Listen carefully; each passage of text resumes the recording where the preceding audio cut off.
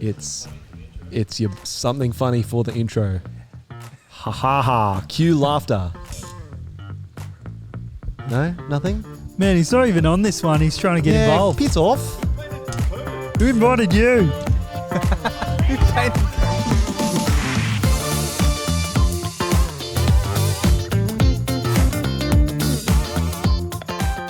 Hello, everybody, and we are back on the Chip Lunch podcast in the Third Space studio at Soul Revival Church. It's very exciting. I'm joined by Brayden. Hello. Hello, Brayden. And my name's Ethan. And Awesome. yeah, it's very good to be here. And we are joined by Brad. Yeah. Hello and welcome Hey guys. to Chip Lunch. Thanks. Very exciting Good to have be you. here. A little bit of housekeeping before we begin. It's raining. It's currently I don't know if you can hear it at the moment, but it's going to be coming in and out for the rest of this. So just a pre-warning on the sound quality of this video and audio and podcast. But what you will be blessed with is the beautiful tones of Bradley Bussing's voice to counter the rain. It'll be fine.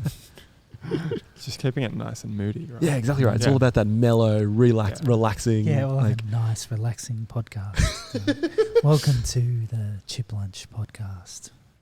I feel like I'm talking very quietly. Very, very quietly. Quietly beautiful. And slowly. It's very good to have you on the podcast, Brad. Yeah. Something that we do every time with a new guest is we ask, how do you have your chips, Brad? Right, with chicken salt. Yes. Yes. Mark that one, Dave. I came prepared. Yeah. Ding. Excellent. Fantastic. That's another point against Joel. We all know the only reason we're doing this podcast is to I don't even know where It's all about that tally. I It's think all the about the phrase tally. you're It's about looking the for tally. is rub salt in that wound. Amazing. Replace me already. Brad's got the job. Well done. Yeah, see you, Braden. Yeah, I'll see you guys later. Awesome. All right. Well, the next thing we do on the Chip Lunch podcast is we ask, Brad, how did you become a Christian? It's a great question. During high school, just came along to youth for sort of ages. Mm-hmm. Asked a couple of questions. Ran out of questions. And was like, all right. Yeah, I think I'm on board with this now. Nice. We were in the same year at high school, Yeah. which was rather excellent. Do you know what year you became a Christian?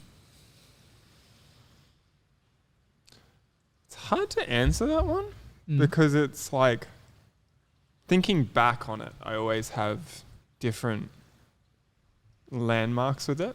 It's like Pray tell. I definitely started checking everything out in year 7. Mm-hmm. So you invited me along to Chip Lunch at Kirrawee. Mm-hmm. And so I started checking stuff out then. Read scripture pretty regularly back then as well. Yep. I'd been doing scripture all the way through primary school as well. My grandparents are Christians as well. Mm-hmm. So I grew up with that influence. But it was like, I think I personally started checking it out once I made it to high school in that year 7 area. And then it was like, year 8, year 9, I sort of started coming along to youth every now and then, checking things out. I think year 9 or year 10, it would have been I first really committed to it. Was there any particular moment that triggered that, or you're talking about different times? No, I think a lot of it, because it's one of those things where I could say year 7, but I don't know that I really got it yet in year 7. It was during year 7 and 8, I still had so much I was trying to comprehend about who God is and what my place in everything was, in a sense. That I didn't really know where I stood on my relationship with God until probably year 9, I reckon. If I was going to put a date to it, year 9 is when I had a super clear idea of what my relationship with God looked like and what I understood of the Bible. So then, year 10, I sort of started So I used to do Scouts on Friday, which was the night that youth was on. And I finished Scouts in year 10 because of age brackets or whatever it was. And so I started going to youth every week. And from there on, it was like I was there the whole way through till the end of high school, and then have been at late night ever since. But yeah, I think it's one of those things where, yes, I sort of made that commitment in year 9, and then I spent year 10 furthering my understanding and reaffirming that decision a bit. Yeah. Where it's like, okay, I get all this stuff and I understand what my relationship with God is, but I still have all these questions about other things. And then, I mean, obviously that's going to be an ongoing thing that you're never going to get truly past. You're always going to have questions, but you kind of give over at some point. And I think if I was going to say I gave over at any particular point, year 10 would have been that. Yeah. That's very cool. Any questions, Brayden? Do you have any fond memories from youth? Do you remember going to youth for the first time? Going to youth for the first time? Yeah. Yeah, I do, because we dropped a basketball hoop on somebody's head. So the first time I came to youth was it a Halloween night? It definitely would not have been a Halloween night, but it was probably that time of year. I distinctly remember that night because I was the one that dropped the basketball hoop on someone's head. Oh, good job. I didn't mean to. It was like, so you know the basketball hoops with the... I would like to clarify, you weren't a youth minister at the time. No. I was in year 7. Like, No, we were. Thank you for that clarification. That's really important. And he didn't do it intentionally. No, either. not at all. Like, we will just clarify, it was not on purpose. But it was as much as it was unintentional, it was very dumb. Like the way I did it. Oh, it was beautiful. Oh, it was stunning. But the set the scene, Ethan. Basketball hoop, we're all in the car park, and the basketball hoop, instead of being filled up with water, has just had a bin put on the back. So I don't know if you guys know about those basketball hoops that, like, to keep them up, like you've filled up the thing, and it's just a weight thing that's holding it up. Anyway, I can't remember why, but I think I needed a bin somewhere, or we needed to move a bin. And so I'm like, I'll just move this one. No, because this is not... It wasn't... Like, I was there when you moved the bin. Yeah. I remember the thought process. Was there a reason? There was no reason. You just looked at the bin and you were like, why is there a bin here? Yeah, I think I was and then moved the bin. And I moved the bin, and then I didn't realize that it was all about... I was like, that's a very inconvenient spot for a bin. Like, we need it. Like, anyway, so I moved this bin, and there wasn't heaps of thought processes. And then it was another friend's first night ever. You're telling me that year 7, Ethan, there wasn't lots of thought processes? That's surprising, right? Like, I know that would shock everyone, but shocked and appalled. But yeah, so there was another guy who came to youth for the first time. It was probably his first experience ever at church, and he had blood falling down his face because the basketball hoop hit him square in the head. It was amazing. So yeah, that's my first memory of youth.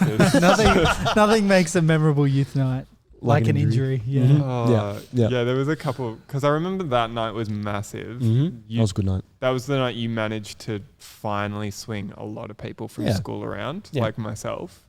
We'd been going to chip lunch every week because we found out that we can rock up to the same place every week on a Friday for lunch, and there's hot chips there, and we didn't have to pay for them. So we were there every week. Yeah. So chip lunch was just what was it, Ethan? It was a lunchtime group at Kirrawee High. That was called. It is a lunchtime group at Kirrawee High that has been coined Chip Lunch because we bring chips. Sometimes. There's been a very long period of time when we were in high school where there was no chips. Yeah, I can remember that as well. Yeah, and that's okay. Like, because the whole point was not the chips. The whole point was we're talking about Jesus, and we're gathering together and doing that. It was really cool. I can't believe we're fleshing this out this far into the podcast. Yeah. I thought I must have missed it somewhere in the podcast. Oh, we probably have. We may have mentioned it, but you never know when people are jumping, tapping in. That's true. Do it again. When non-canonical?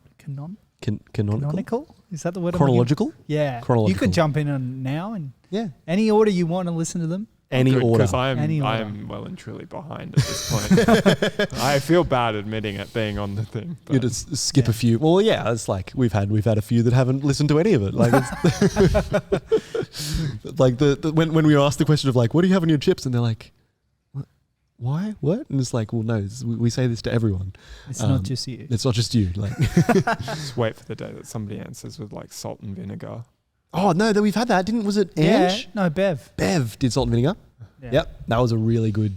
Yeah, Yeah. that was excellent. Anyway, so That's pretty cool. That's like very getting cool. invited. So it's obviously like a smaller step to get invited to somewhere in the playground at lunch where you already are at school anyway, and there's nowhere else to go. Do you remember making that step of getting invited to youth group? Did it take a couple of? Did it take some pestering to get there, or It took lots of pestering. Yeah. Ethan, I'm really good at pestering. Ethan and I met day one of high school, like class one, because we Do you walked remember in what and class the it was? first class of the day was the reading. what did we Yeah, it was call like roll roll call? call. Roll call. It was like You'd roll like- call, yeah, and but they had, what did they call it? It was like drop everything and read, and it was abbreviated to DEAR. Yeah, We had that, and Ethan and I had sat next to each other because it alphabetically. We were next to Bus- each other busing on the and foreshore. roll, Yeah. BC. and Yeah. then like I can't remember whether I pulled out the book or you pulled out the book, and one of us just looked at it and was like, I read that book, that's really good. And then we spent the entire time that we were meant to be reading talking about all the books we really liked, and it was like, okay, this person speaks my language, let's hang out more. yeah, and so yeah, we were friends ever since. Yeah. But And- also like me pestering ever since. Like that Yeah. was Oh yeah. day one. Had you been to a youth group before? Or anything I'd like never that? been to youth before. Yeah. Obviously, grandparents being Christian, I'd been to church before. Yeah. The usual. Oh, I go every year on Easter and Yeah. Christmas Day. Yep. But not a whole lot else other than that, unless it was with grandparents. Did your grandparents go just on Easter and that, or did they go? No, they went. Oh, okay. They went every week. My Cool. my grandmother, well, not at the moment because of restrictions, but Yeah. to this day is a part of the organisers for the flowers at her church. Oh, that's cool. Very She's cool. 85 or something. Bad grandchild for saying the wrong age there if it's wrong, but she's into her 80s and still hanging out and being a part of a church, which is really cool. Yeah. That is really cool. So Very, very cool. So high school was, it's really cool looking 83, I should clarify. I at. just remembered. There There we we go. go. Nice. Not a bad grandchild. High school's cool because this is a really interesting example of you becoming a Christian gradually in high school.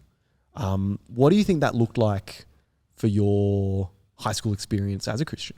Like there would have been a change. It may have been a slow change. Like was there anything in particular that you've noticed or reflected on? I had a really easy thing about being a Christian in high school, which is that through high school I was a very quiet kid. And one of those things with being a Christian at high school and being involved in things was like, if I want to invite people to things, I need to be outgoing and I need to talk to people. But I didn't have to do that because I had Ethan, who was already pestering everybody to come along. Fair. So I just got to be like, hey, Ethan, we should invite this guy to youth. We should invite this guy to chip lunch. We should invite this guy to come hang out. Yeah. And we did it for heaps of people. And it meant that I never had to get over that fear of going to talk to people. So attach yourself to an extrovert, Yeah. Yeah. Find one and use like one them. of those fish on a killer whale Yeah. Absolutely. What are they called? or a whale shark is what I meant to say. A whale shark. Is it Yeah. a minnow? I don't know. I don't know. There's a Doctor Who episode about it. That I'm sure there is. I'm not well enough versed on Doctor That's Who. okay. You know this. But it's in my. But How it's in many my years brain. have you been pestering me about that one? Yeah. But yeah, so We you don't had speak all the same languages. you had a friend who was obviously a little bit more extroverted. Yes. And so you found that a lot easier. Absolutely. Yeah. It meant that, like I said, if we had friends that I was like, I really want to invite this guy along to come hang out at youth, yeah. but I don't know how to ask him whether he wants to come to church to do youth group. And I'd go to Ethan and I'd be like, Ethan, I don't know how to ask, say, I know one of them was Lewis. Yeah. Hmm. Previous Right. guest of the podcast. Yes, has been on before, is around. Yeah. And I went to Ethan and I was like, how do we invite Lewis to come along? And Ethan just got up and he walked straight over to Lewis and he's like, Lewis, you got to come to youth this week. Yeah. Yeah. Did it work? It's all about peer pressure. It did eventually. true. Like it's the good thing about having Brad was like it didn't matter that you were not as audible, but it did matter that you were there. And so you've now it's 2 people. Yeah. So it's not just it's come join us rather than, hey, I want you to come. Yeah. Strength in numbers. Yeah. Yeah. It was very good. That's how you do very it. cool. Yeah, exactly right. Strength in numbers is very, very cool. So that's kind of any other points on high school? On high school, I don't think so. I think the only other thing I really strongly remember with high school was we had some strong outgoing individuals in years ahead of us. Yeah, massively. Can't think of any who might be sitting across the table from me. I don't remember any of you guys. I don't think. I do. But I also had my own extrovert. Yeah. Who was around. Yeah. Who I could convince, who operated a lot like Ethan. Yes. We've mentioned Ethan. Shout out to Keegan Spring. Yeah. So I think that's a pretty cool thing that was going on. Another part of your life, Brad, that I'm sure was happening at the same time, that is a big part of your life and has been, is I've heard that you're quite musically talented. Who's saying that? Look, I'm not going to tell it. Probably shouldn't believe maybe them. your mum or something. But anyway. They always talk us up. How did you find... We talked a lot about Kim, she talked a lot about being a dancer. And also finding confidence through finding something that you really enjoyed that was obviously something more performance-based. When did you start playing music? I would have been 5 when I started. So I started in kindergarten. First year of school, I started piano lessons. So what inspired that? Mum grew up doing piano lessons the entire time she went through school. Okay. Because my grandfather, who was granddad to me, he was a church organist. Very cool. For his church. And does he still play the organ? He's passed away now, but he did up until he passed away. I have his old grand piano at home now, which is sick, awesome. Beautiful. That's very cool. We love having that around. But yeah, he played his whole life, and he got all of Mum and her siblings to learn the piano. Yeah. And they kept it up to some degree, but not to any great degree past finishing school. But as soon as I started school, Mum was like, "Cool, we're going to put you in piano lessons." Did you enjoy that? Yeah. Or was it just something you did? Piano lessons was just...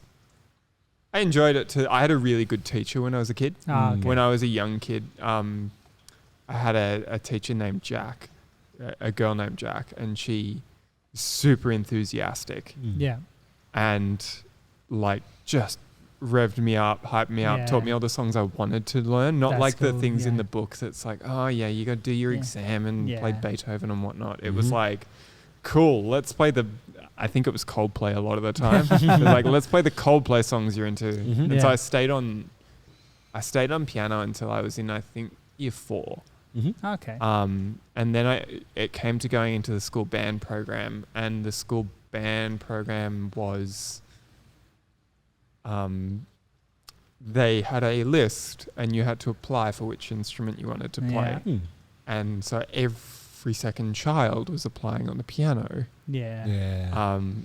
So I put piano first, obviously, being the one that I played the most, but the second instrument I put down was, we knew that we could get a second-hand clarinet off my cousin. Cool.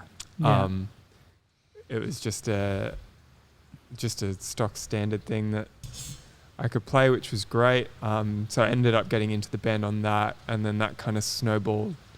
I didn't really play much piano in the back end of primary school or in high school. I didn't really get back on the piano in any great degree until uni. But through high school, I did clarinet and saxophone and guitar for a bit, but that didn't last long. eventually you get to a point where when you have to practice 3 instruments and you don't like practicing, Yeah. playing 3 instruments and practicing and doing lessons every week for all 3 of them, it was a bit like, all right, I got to get rid of one of these. Yeah. Like, Fair enough. so I think I went down to sax and clarinet for the majority of high school, and then, ended up going to uni to do a degree in music. What was it through high school that led to you wanting to take it further and go to uni? Because I know there's lots of people that play all through high school and then they kind of like, year HSC arts is done and I haven't played anything since. What was it that like inspired you to keep going with that?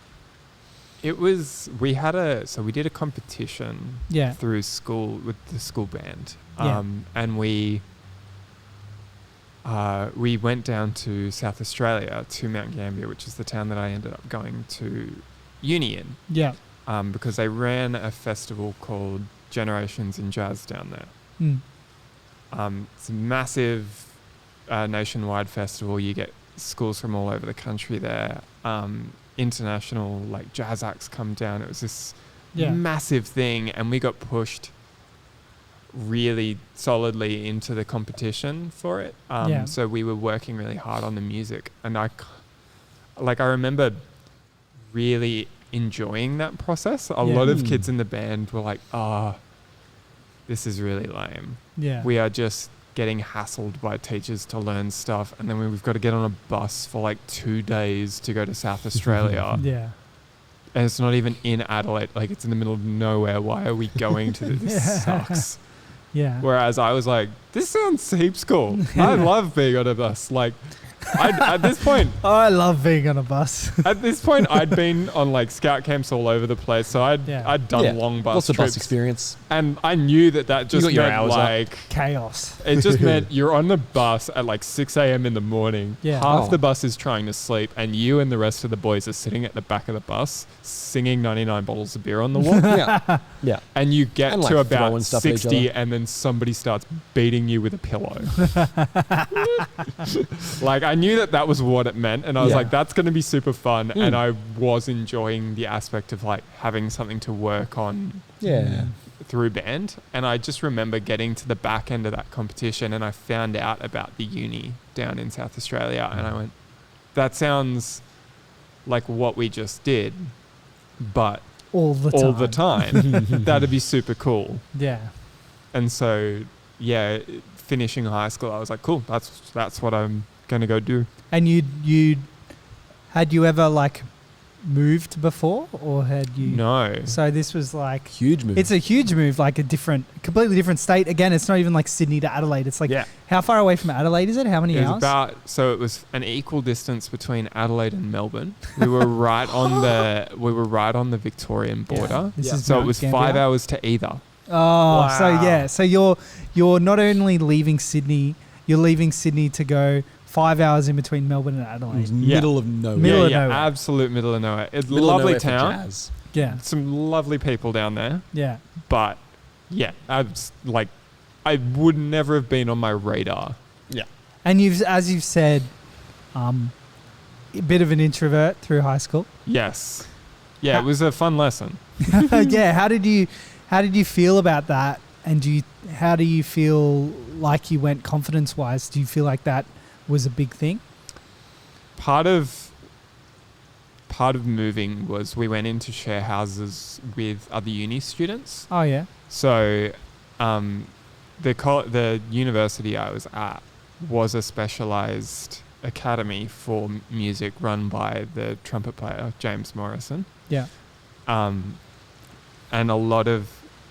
pretty much everybody. There was a few students who were from Mount Gambier, but not very many. So the majority of the students were from everywhere. So Sydney, Melbourne. We had some Brisbane students, some Gold Coast, some Darwin, Perth. Wow. The whole lot. Yeah. A lot of my mates were from Adelaide.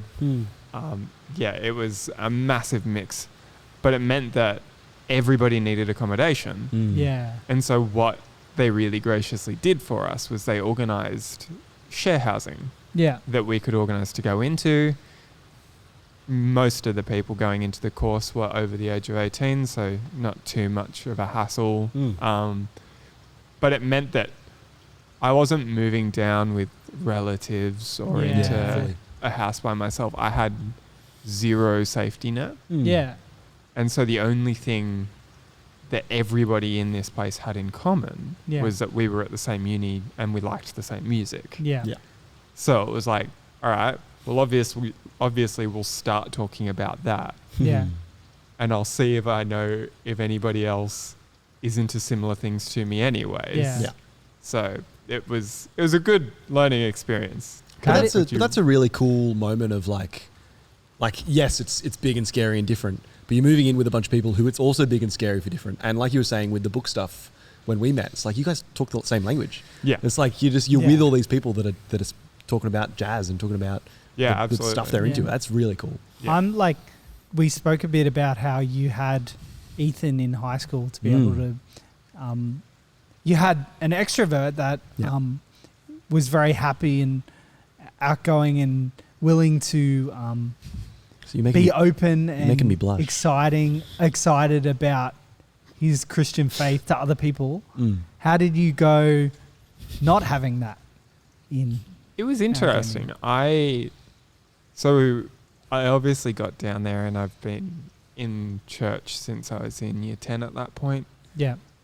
I got down there and I was like, a lot of my network in terms of people that I hang out with is through church back home. Yeah. So once I got down there, I went, okay, I obviously need to find a church. Yeah. And there was one about 2 minutes walk from my house. Convenient.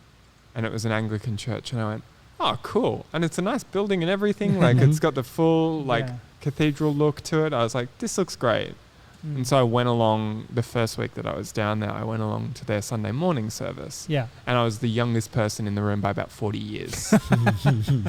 I'm just this 19-year-old who's totally out of his depth, just walking into this church like, there's nobody here my age. Yeah. Like, there are no young people. What do I do? And so I had like walked away from the service. I obviously didn't stay to mingle, which wasn't a great move on my part, but I was also like, I don't know what I'm going to talk to a bunch of 80-year-olds about. This isn't my scene. Yeah. So I like took off, got a coffee and went home kind of thing. Yeah. And then I think in a really, like it was a really heavy-handed moment, I think, but it was a really beautiful moment. I got to uni the next day. Yeah. So the Monday. And was like thinking about it still. I was like, I really want to find a church to fit into. I just don't know. It's a bit of a daunting thing when you're totally out of your comfort zone. I'd never had that experience of like having to go and ask people about what their faith is like or and whether they're at church, anything like that. So I was like, I don't know how to do that with any of these people at uni. Yeah. And shout out to him because I don't know if he'll ever watch this, but it is entirely on him that I have to thank him for this one. A guy named, he's Matt Sweeney now, he was Matt Nichols at the time. He came into uni and he was wearing a youth camp shirt. And it had Jesus in really big, bold letters on the back of the shirt. And I was like, that's my guy. That's the one I need to go and talk to. Yeah. So I went up and I had a chat with him. I was like, hey, I just got down here and I'm looking for a church. It looks like you're the guy to talk to on that front. And he was like, yeah, man, we're doing Bible study tonight. Come along. Awesome. So was he a couple of years older or? He was, so I was in the first year of the degree. He was doing his honours year, which is the fourth year. Yeah. So he'd been there for ages. Yeah. That's really cool. He was an amazing trumpet player as well. And so I was like, this guy's sick. I really like this guy. And he was like, yeah, come along. I'll give you a lift to the Bible study. I was like, this is amazing. Yeah. So convenient. And then I ended up going along to this Bible study and meeting a bunch of guys from the uni who were also in this Bible study. And I was like, oh, I thought we might be the only two. Yeah. Like, it's a bit of a stereotype with artists and musicians, but I didn't expect there to be many Christians around. Yeah. And so getting there and then finding out there's like 10 of us in this uni that's like 100 people. I'm like, 10% of the population of this uni. This is unreal. Yeah. True. That's so that's cool. pretty cool. It And was a very cool moment. Yeah, It's a cool witness for like massively. people repping the Always, merch. always plug. Yeah, and like I think that's a cool confidence thing that obviously he felt bold enough to rep that at uni, and just because of that, you who was feeling confused and not really sure what to do, got to be like, sick, I know who to talk to. That's so cool. Soulrevival.shop.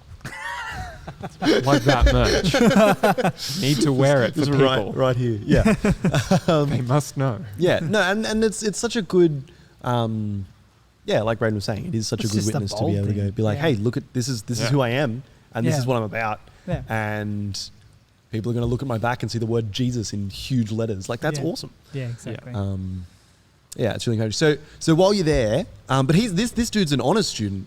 Yes. So he wasn't there the whole time. No. So Matt, he graduated at the end of my first year, Yeah. obviously. And during that time, he was running a Bible study-esque little study group once a week where we'd all catch up and any other Christians from the uni could come along. There was a couple dotted around who were at different churches, so that was really cool. And we did that group for a while. Once Matt ended up graduating, I took over for a while. Mm-hmm. Things got a little crazy in second year. Yep. And I didn't run it every week, but I tried to run it when I could. Yep. And then by the time I got to third year, unfortunately, we had a little bit of a lockdown. Just a little bit. We spent most of the year at home. Which was really cool because you could join us at Bible study. Yeah. And I was doing double duty, so I used to get in trouble because I'd get a message from you guys who were doing Bible study back here that I didn't join into. And they're like, man, why are you coming you're only coming every second week. Why aren't you coming? You're at home. What are you doing? And I was like, oh, I've got my Bible study down here on Zoom on the other Tuesday. So it was like 1 week I'd have Bible study in Sydney and 1 week I'd have Bible study Mount Gambier. What a time to be alive, eh? Like, really confusing trying to keep up with both series. Because one was doing New Testament, one was doing Old Testament. Yeah. It's just That's like, perfect. Oh, You this got is it all brain covered. bending. cover all the bases. How did you feel about getting asked to do that? Yeah. The leading bit. Pretty confident. Oh, yeah. In a way, it was like, obviously I'm afraid in a sense that it's like, okay, like a lot of these guys are in higher years than me. Some of them were the same age as me. There was age differences in like when kids go into school in different states, which is just, I still don't remember the maths on that. I think people from Queensland are like 4 years younger than you in the same year or something. Really? No, it's probably only 1 year. I think it's 1 year. They don't do kindergarten. But it's right. Okay. So it was something like like there's guys who are 2 years above me in the course, so they're doing like their third year. I'm in my first year, and they're the same age as me. I'm like, that's what? whack. This doesn't make sense. Yeah. But yeah, it was like I'd been a youth leader before that. So before going down to South Australia, I'd spent a year youth leading back in Sydney. And so I'd kind of done a bit of ministry to teenagers, and they were only young teenagers. It wasn't like late high school or anything. But yeah, all of a sudden it was like, okay, how about you try leading this Bible study with guys who are older than you and people who've come from totally different parts of the country to you. And I was like, wow, that's kind of daunting. But it was also, I always kind of saw it in this way that was like, I was looking for that community when I got down there, and I got presented it really graciously by God. And I just kind of went, if this is the next thing God wants me to do, then I think it's a good place to do it. And I was kind of excited going into it because I was like, Matt and I had talked about it a bit, and we were like, yeah, we're going into the summer months. Why don't we sit out on the grass outside where everybody's sitting having lunch Yeah. with this weird mix of people that when it comes to like hanging out at parties, these aren't the people who'd be hanging out together. So you have this really obvious group of like, wait, what are they doing? Yeah. Yeah. And that was the whole point of like that thought process is why. So we talked about chip lunch at Kirrawee High. Yeah. Heaps of the thought process of that is we do that outside on the grass, and there's kids from year 7 hanging out with kids from year 12, and that doesn't happen at any other point at high school as an experience. Yeah. And it makes people go, what on earth are you doing? Like, Yeah. Why are there year 7s talking to year 12s? I thought that was illegal. Yeah, right. But at the same time, like doing that as a Bible study, as a witness around, like, would you have been doing it on campus, or is it like in the parks around, or? We were in the old town hall as our campus. So during winter, we were inside. Southern South Australia is a brutally cold place, and it rains 85% of the year. You've brought it with you today. Yes. Yeah, It's it's setting followed the me. mood. I can't afraid. It scares me. It's just. But so most of the time during winter, we were inside in a nice heated room with couches where we could be comfortable. And then it came to the summer months, and we were like, well, let's get outside. Let's go and sit outside. And there was one week that we had this mixed group, as I said, of people, and like 4 or 5 people from the uni. And we were going through I can't remember the book off the top of my head, but we were going through a book about discipleship. Cool. A really cool theology book. I'd have to try and remember who wrote it. But we were going through it and talking about, it was hilarious. The topic of the week was how to be bold in your faith.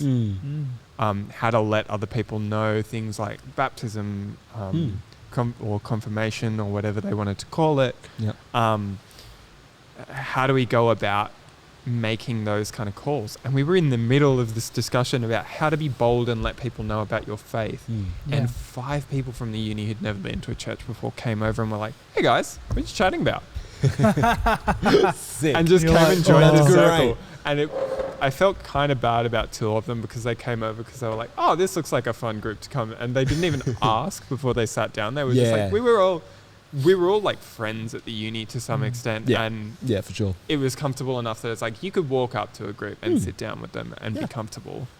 And these 2 people walked up and just like sat down and then kind of slowly realized, Oh no. they're talking about the Bible. Oh no. Well, What have I done? Right. I didn't realize any of these people knew what a Bible was. Yeah, fully. And so it was a cool moment where we got to have that discussion. Yeah. Which was, I'm always super grateful for that. And I wish that in the second year that I had the chance, that I probably could have run Bible study a bit more, but didn't really make the time, in a sense. I wish I had done it more now, knowing that in 3rd year it wouldn't have been an option whatsoever. Yeah. But it was a really cool opportunity, and I did enjoy that. Yeah, it's really cool. What would you call? I'm just interested generally. How would you describe the culture at the uni you were going to? It was quite open. Yeah. It was. You do like I said before. There's a lot of generalizations when it comes to art students and music students. So it's a bit like, we did have our Melbourne hipsters. Yeah. They were present. Yes. They are good mates of mine. Yeah. Yes. But you had this really big range, especially with the fact that we had people from different cities, different. Like, Yeah, for sure. we had one of the guys that came in when I was later on in uni. Grew up on a farm in Victoria. Yeah, sick. Which was like, he was great fun to talk to, because he has all this insight about like raising cattle. And I'm like, I don't know anything about this, but this is sick. Yeah. Fully. Yeah. And then so it was like, a lot of people were very open. Yeah. When it came to what other people believed. It was always sort of that culture of, if you're not going to attack me for something, then I'm not going to attack you. Yeah. In a sense. It was there was obviously so many different opinions going on that you run into in life generally. Yeah. But it was a cool and quite embracive culture as That's well, cool. which was really nice. Yeah, that's really important. Yeah, it meant that you could have cool discussions at times. So you mentioned youth leading for a little while, which I'm kind of going backwards a little bit here, but I had forgot that you did that, so I'm very interested. Yeah, it's because I make a point of not being a youth leader anymore. Yes, that's true. You are a late night leader now, but we'll get onto that. How did you find that transition from going from being a youth to a youth leader for a little while? How did you find, like you said, those were skills that obviously you helped you out with the leading the Bible study later. I'm just interested in hearing about how you found being a youth leader. Yeah, I thought it was really cool. I really enjoyed youth leading when I did it. I helped out with a youth group down at Cronulla. Oh, yeah. And so they were sort of kickstarting their youth group. They had a couple of members, but not heaps. Yeah. And they needed more youth leaders. And so I volunteered to go down and help them, set up their youth group, and spent the year down there helping out. Yeah. And a lot of, I'd say 85% of the people in that youth group, which was less than 10 people, so I'm not sure how we had 85%, but a lot of them were like year 7 age girls, which was really weird for me. Yeah. Because I was in the year after I finished school, so essentially, like, I've just graduated 13. year 12 as a boy. Yeah. I was introverted and shy the whole way through school. Like, I didn't speak to girls throughout school, so I had no idea what goes on in the world of teenage girls. So it was an absolute roller coaster for me to lead them. I was like, I don't know how to deal with these problems. This is so bizarre to learn. And even youth group for you was a majority of the boys. Oh, yeah. I think most of youth group for me was standing in a circle making monkey noises with other teenage boys. Yeah, even when we were... Which I think we still do that now, so we it's do. fine. Yeah. Sometimes we say intellectual words, but most of them are monkey noises. I don't know, we're trying. We're evolving. I think... The flat denial there. I think what's interesting for me is reflecting on going back to even Manda's episode. We talked a little bit about not realizing how many skills you actually get out of youth leading fully until you're a little bit further on. You reflect about it. The amount of valuable experience you get from just trying to run a youth game with a bunch of year 7 girls teaches you so much. But even things like learning to have a conversation with a group of people who don't want to have a conversation with you.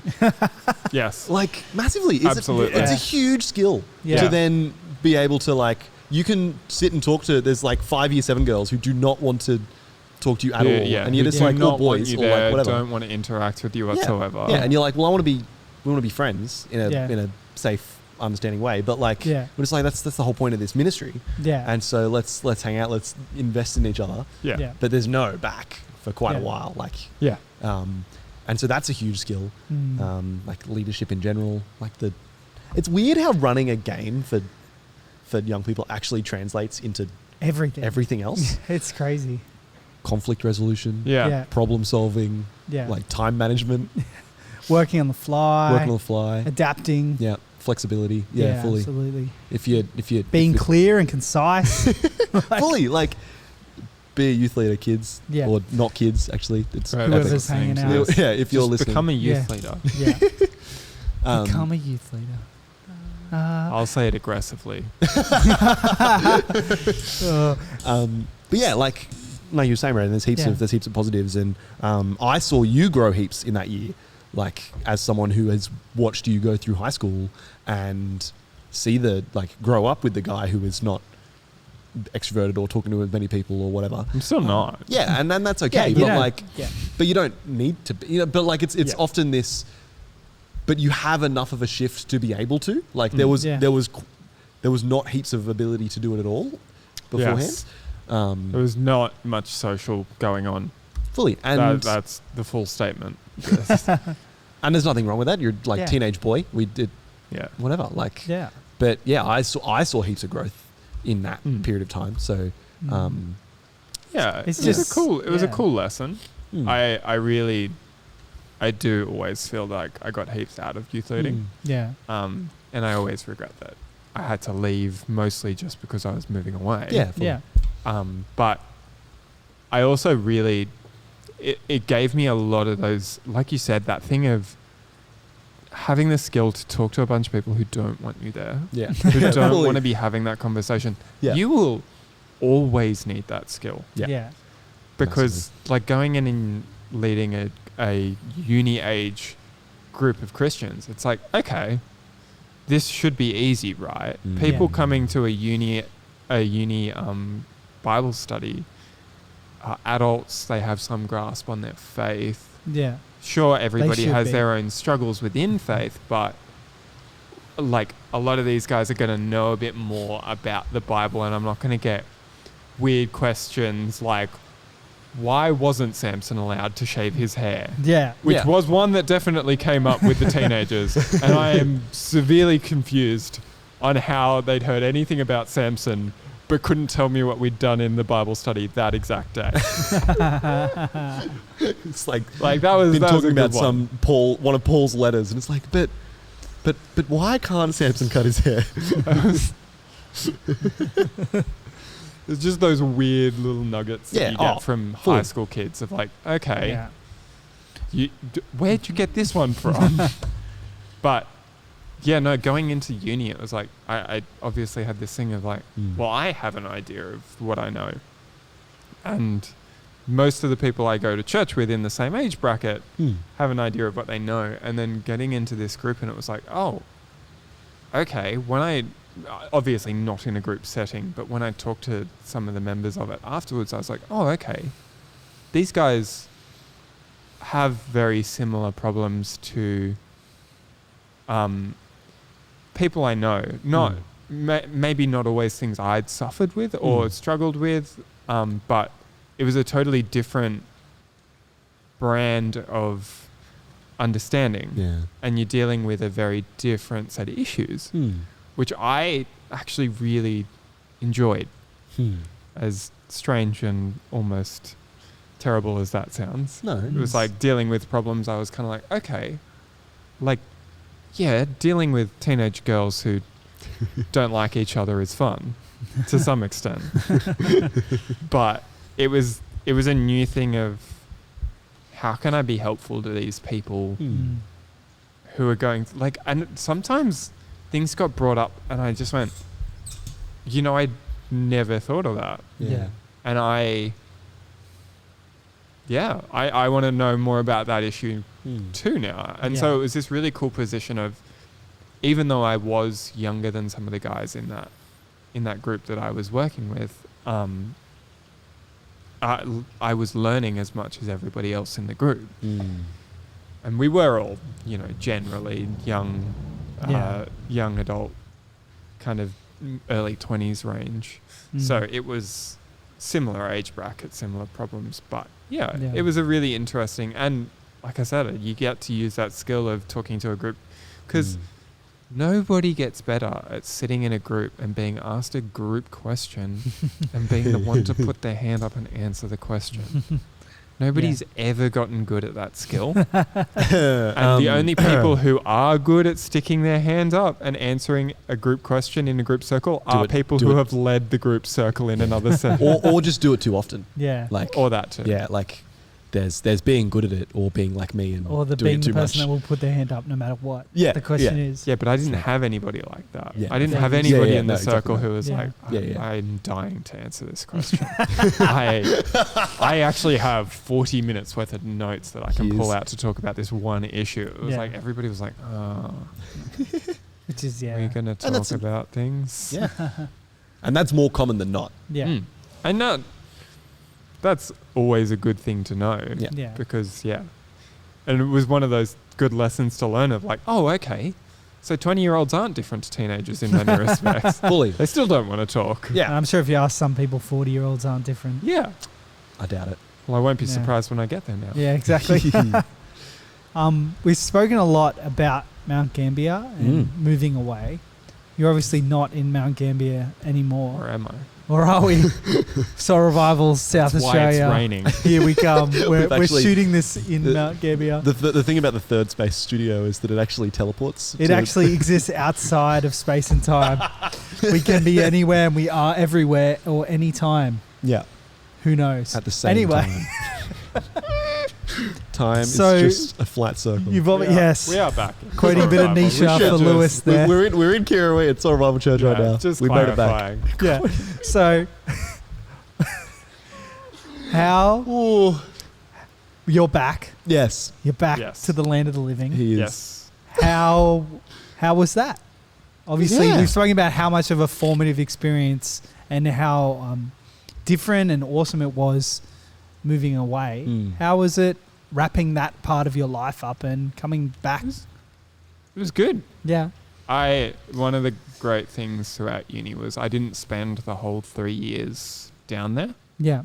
I would do, I think it was roughly 4 months we'd have on for a semester, Yeah. with a 2-week break in the middle. So it ended up being like 16 odd weeks or so I'd spend down there Yeah. in one hit.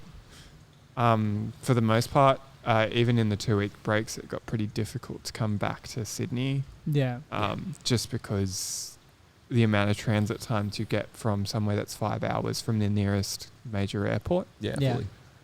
you lose an entire day trying to get back no matter which way you go. Yeah.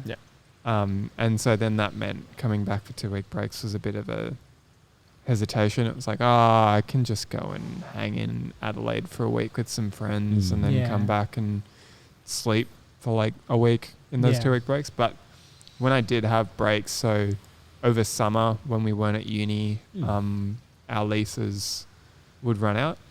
So we'd just finish our lease as soon as the uni semester ended, come home for the summer, which meant that I got to come home and hang out with my friends, Yeah. That was cool. be with family again, all that sort of stuff. Yeah. And during the middle of the year, we had a nice long mid-year break. And so I got to come back then as well. Yeah. And it just meant that I never truly disconnected Yeah. from my network back here. Yeah. Like I said, when we went into lockdown in my 3rd year, I was doing double duty and jumping on Bible studies with people back in Sydney, and I was on calls with people back in Sydney all the time.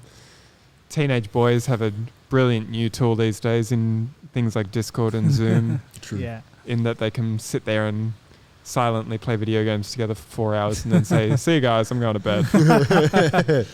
And it's Connection just, at its yeah. finest. Yeah. Yeah. So that was another great thing. And it just meant that coming home wasn't, all right, I've got to go back and reset myself up. Like, I've Yeah. got to make friends again. Nobody's going to recognize me, all that sort of stuff. It was more like, okay, back to everybody back home. Yeah. I remember, I think, was it my first year I came back for the end of the year, and I came back on the day of a Bible study, and I'd driven Melbourne to Sydney. I left at Melbourne at like 6 a.m. that morning, and nobody knew I was coming to Bible Yeah. study. That was fun. So I was like, I'm going to surprise Yeah. everybody at Bible study. I got back into Sydney, I got myself ready, I rocked up to Bible study, and I think I fell asleep halfway through. Oh, yeah. It was, Yeah. but it was But just, you got that surprise. Yeah, exactly right. but it was just great to have those moments of like rocking up and seeing everybody again. And Yeah. I was super eager once it was all done to come home and be a Mm. part of everything back here again Yeah, in fair. a more permanent way. Yeah. Yeah. Super cool. Yeah.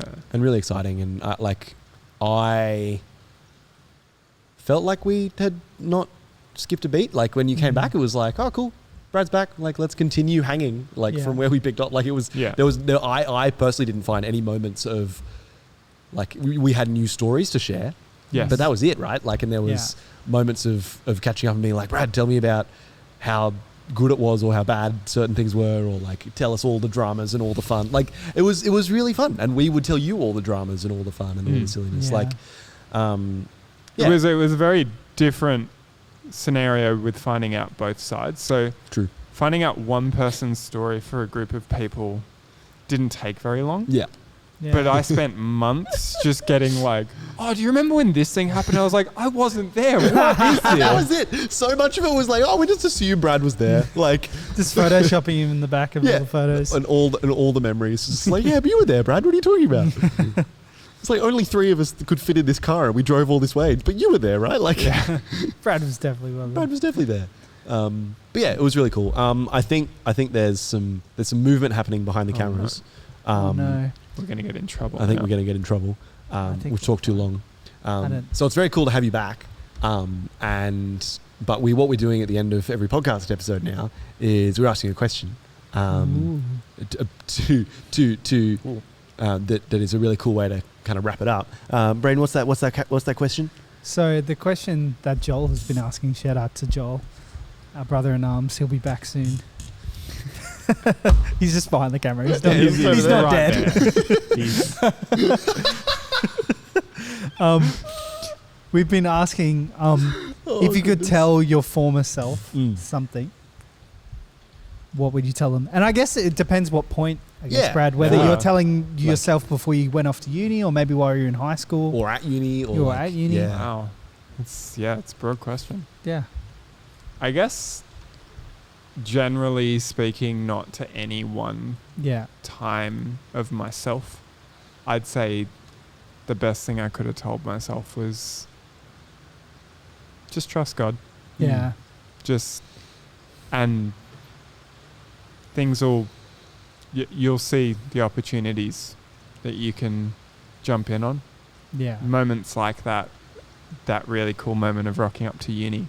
Yeah. It's like, I don't want to go to a church that's all 60 to 80-year-olds. Like that's not going to be anywhere near as fun as going to church with my mates back home and rocking up and seeing Matt in that shirt and being like, oh, cool. Yeah. That's a really clear moment and a great answer to prayer. Like, how do I find a place down here? How do I find a family that I can go to church with down here? Yeah. I think, just generally across the course of everything I've been through, being able to trust in God more would have been, probably a good thing generally. Yeah. Clip that, Dave. That's some high quality stuff. This has been Chip Lunch Radio with Bradley Bussing. Something I've got out of this episode massively was this really cool theme of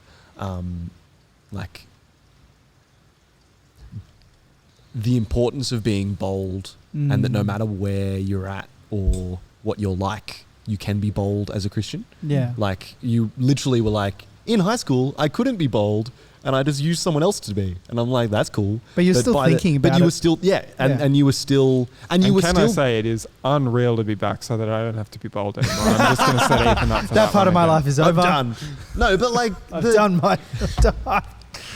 But even in high school, you were still going along to Chip Lunch, which was that sitting out in the playground, openly being like, I'm a Christian. I'm going to sit here and eating chips, whatever. And that became sitting out in the courtyard at uni, leading a Bible study, and and openly just like walking into Cronulla with all these kids that were in a youth group that you didn't know yet. Like these moments of you being bold, despite not wanting to be, was really cool to show that you forced. It's really cool to show that when you're trusting God, like you were talking about, like it just happens. And he's just prepping you for stuff. And he gives you that boldness. Absolutely. Like it's so cool.